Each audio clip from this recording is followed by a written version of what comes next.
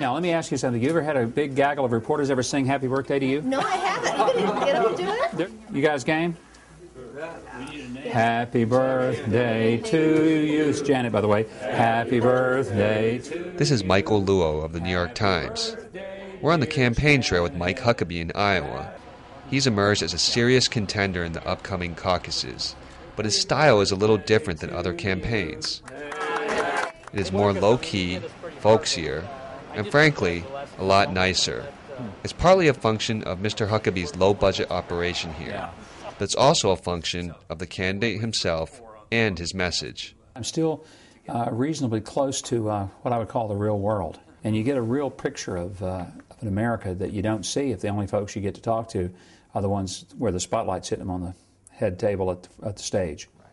There are still many questions about whether his campaign can seriously compete nationally. And while he has experienced a recent fundraising bump, the question of how his message may work as he gets more scrutiny is also still to be answered. Although he sometimes offers red meat speeches on conservative themes, other times he sounds distinctly nonpartisan. I think the greatest problem we have is that this country is so very divided and polarized. I also think that the parties have allowed themselves to become such tools of the very polarization that I talked about earlier. The sharper elbows have come out, with rival campaigns criticizing his record on issues like immigration and taxes. Hey, Heidi, how you doing? I mean, it's a form of flattery to be sort of on the receiving end of some attacks, because that's just an indication of a significant pulse. The strategy, this week at least, has mostly been to focus on his humble roots and care for hardworking Americans. Where's your pizza? It's coming. Oh, okay. While also emphasizing his toughness on issues that voters want him to be tough on. Radical Islamic jihadism really does want to not simply make our lives more difficult, they want to destroy us completely. Right For here, many in the audience, the combination seemed to work.